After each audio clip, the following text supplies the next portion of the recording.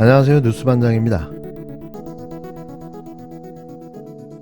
윤석열 대통령의 국정수행 지지도가 30% 초반까지 내려왔다는 여론조사 결과가 10일 발표됐습니다. 이번 주 초반에 불거진 윤 대통령의 국힘당 전당대회 개입 논란의 여파로 풀이되는데요.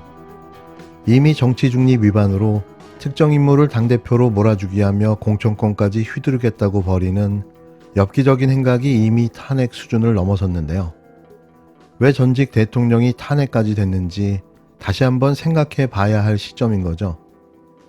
한국갤럽이 지난 7일부터 9일까지 전국 성인 남녀 1,002명을 대상으로 윤 대통령이 직무수행을 잘하고 있다고 보는지 여부를 물은 결과 전체 응답자의 32%만이 긍정평가를 내린 것으로 조사됐는데요.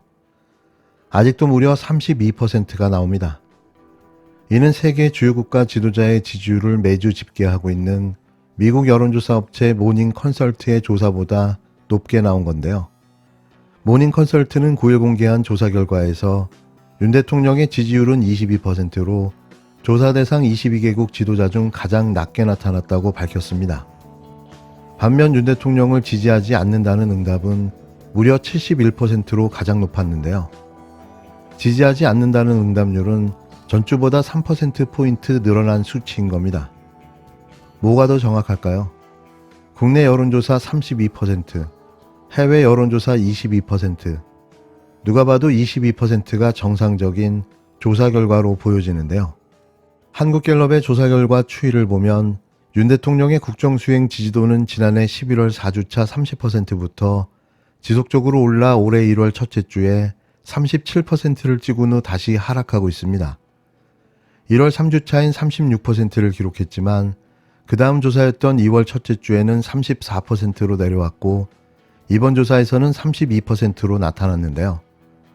반대로 부정평가 비율은 전주 대비 3%포인트 올라 59%까지 올랐습니다. 한국갤럽은 대통령 직무 긍정률이 30% 초반, 부정률이 60%에 육박하기는 2달 만이라며 직무 긍정률은 작년 취임 초 50%였으나 8월 초와 9월 말 두 차례 24%까지 하락한 적이 있고 10월에서 11월 평균 29%에서 머물다 연말 상승에 지난주까지 30% 중반, 부정률 50% 중반을 유지했다고 설명했는데요. 대통령 직무 수행을 긍정적으로 평가한 이들은 외교 16%, 공정정의 원칙 9%, 노조 대응 7%, 결단 추진력 뚝심, 국방안보 5%, 경제민생 4% 등을 그 이유로 꼽았습니다. 오죽 잘하는 걸 못 찾았으면 해외 순방마다 벌어지고 있는 외교 참사를 보면서도 가장 긍정적으로 평가했는데요. 2위가 더 가관이었습니다. 공정과 정의 원칙이라는데 공정과 정의 원칙이 다 죽었나 봅니다.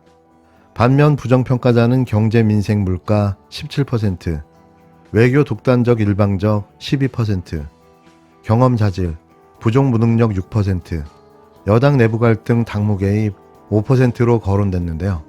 여당 내부 갈등, 당내 개입 항목은 이번 조사에서 새롭게 추가됐습니다.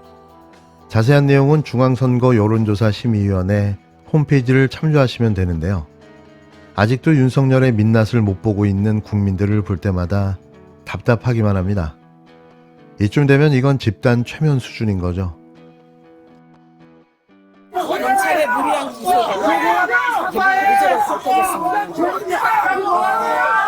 남아있는 검찰이 무리하게 약 1억 이상 임명했다고 하는 부분에 대해서도 특히 일부 약 1,700만 원에 해당되는 횡령금은 유죄 분정이 되었습니다. 하지만 그 부분도 횡령하지 않았습니다. 남은 항소심 절차를 통해서 충분히 설명해 나가겠습니다. 감사합니다. 윤미향 의원에게 1심 법원이 벌금형을 선고했습니다.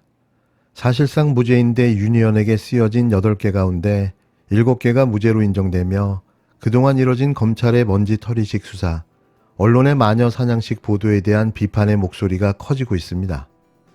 서울 서부지법 형사합의 11부, 문병찬 부장판사는 10일, 보조금 관리법 및 기부금품법 위반, 업무상 횡령 및 배임, 사기 및 준사기, 지방재정법 및 공중위생관리법 위반 등 8개 혐의로 기소된 윤 의원에게 벌금 1,500만 원을 선고했는데요. 2020년 9월 기소 이후 약 2년 5개월 만입니다. 윤희영과 함께 기소된 정의기억연대 약칭 정의연전 이사이자 한국정신대 문제대책협의회 약칭 전대협 전 상임이사 김모 씨도 무죄가 선고됐는데요. 재판부는 선고에서 전쟁과 여성인권 박물관을 절차대로 운영하지 않고 보조금을 부정수급했다는 보조금법, 지방재정법, 사기라는 검찰 측 주장에 대해 검사 제출 증거만으로는 피고인들이 인건비 명목으로 보조금을 받은 과정에서 기망 및 부정한 방법을 썼거나 피고인들의 기망에 의해 문화체육관광부가 보조금을 줬다고 보기는 어렵다고 인정할 증거가 없다고 밝혔습니다. 아울러 재판부는 정 의원이 불특정 다수를 대상으로 1,000만 원 넘는 금품을 모집했다고 볼 증거가 없다고 판단했는데요.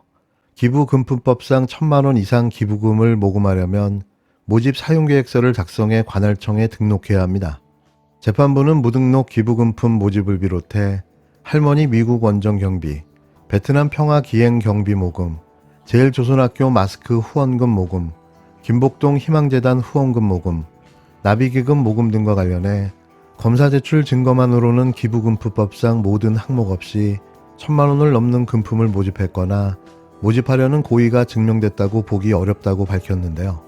또 검찰 측이 위법하게 모금했다고 주장하고 있는 김복동 할머니 장례비에 대해서도 할머니를 추모하고자 하는 시민들로부터 모은 건 목적에 비춰 상당성이 인정된다며 장례식 진행 상황 등을 고려할 때 수단과 방법에 상당성이 인정된다고 설명했습니다. 그러면서 피고인의 기부금품법 위반이 인정된다고 보기는 어렵다고 판시했는데요.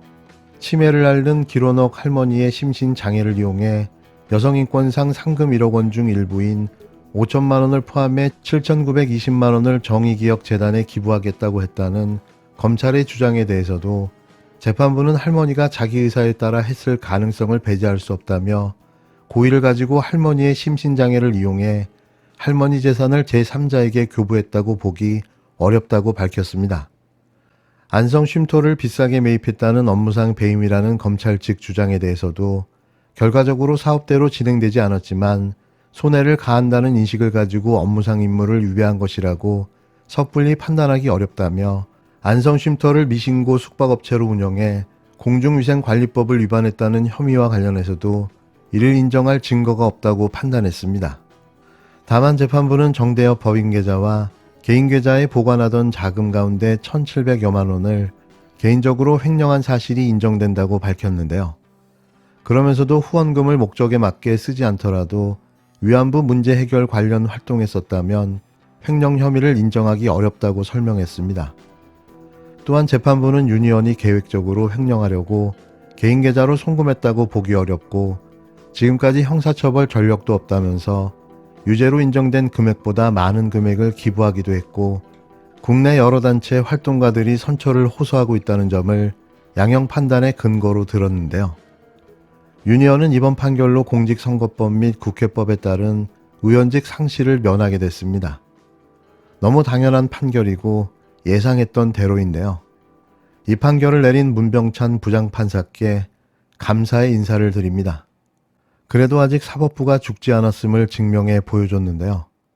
2년은 넘는 기간 동안 윤미향 의원은 얼마나 마음고생이 심했을까요? 봐주기 수사, 봐주기 기소가 초래한 봐주기 판결. 검찰의 칼날은 왜 50억 클럽 앞에서 멈춰서는 것입니까? 지난 2월 7일 곽상도 50억 사건 선고일은 모든 국민은 법 앞에 평등하다는 헌법 원칙이 무너진 날이자 유검무죄, 무검유죄가 다시 한번 증명된 날입니다. 곽상도 부자가 대장동 업자로부터 50억 원, 5천만 원을 꿀꺽했음에도 곽상도는 50억 뇌물죄에 대해 1심 무죄를 선고받았고 정치자금법 위반으로 겨우 벌금 800만 원, 추징금 5천만 원 토해내는 데 그쳤습니다. 김만배는 무죄, 남욱은 정치자금법 위반으로 벌금 400만 원이 전부입니다. 어떤 국민도 납득하지 못할 이런 황당한 결과는 사실 검찰의 수사, 기소 단계에서부터 예견되었던 일입니다.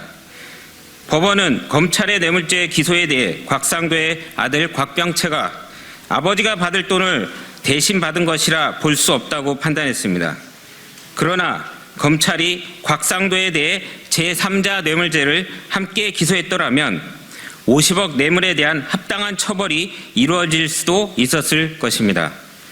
즉 검찰은 50억 원은 제3자 뇌물죄, 5천만 원은 뇌물죄로 기소할 수 있었음에도 50억 원은 뇌물, 5천만 원은 정치자금법 위반으로 봐주기 기소를 한 셈입니다. 혐의도 없는 야당 대표에 대해선 제3자 뇌물죄를 적용해 먼지털이식 표적 수사를 이어가고 50억 받은 증거가 분명한 곽상도에 대해선 봐주기로 일관한 것입니다.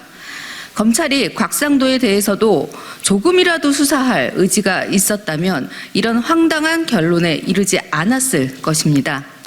대장동 사건의 중심에는 전 국민을 공분케 한 50억 클럽이 있고 정영학 녹취록에는 곽상도가 50억 클럽의 일원으로 여러 차례 등장하고 있습니다. 김만배가 최재경, 박영수, 곽상도, 김수남, 홍성근, 권순일 등 50억 클럽 인사들의 실명을 읊는 육성 파일까지 언론 보도를 통해 공개됐습니다. 그럼에도 검찰은 50억 클럽에 대한 수사는 뒷전으로 밀어둔 채 야당 대표와 그 주변인들에 대한 먼지털이식 표적 수사만 반복 또 반복했습니다. 검찰에 묻습니다. 야당의 거침없던 검찰의 칼날이 유독 50억 클럽 앞에 멈춰서는 이유는 무엇입니까? 곽상도를 수사하다 보면 고구마 줄기처럼 검찰 선배 박영수 전 특검까지 등장하기 때문입니까? 검찰은 즉각 항소를 이어가겠다고 밝혔습니다. 얼렁뚱땅 항소하는 척하며 면죄부를 주려는 생각이 아니라면 곽상도를 포함한 50억 클럽에 대해 철저한 보안 수사를 하십시오. 야당 대표와 그 주변을 압수수색하고 탈탈 털던 여력의 100분의 1만 썼어도 벌써 50억 클럽의 실체는 낱낱이 밝혀졌을 것입니다.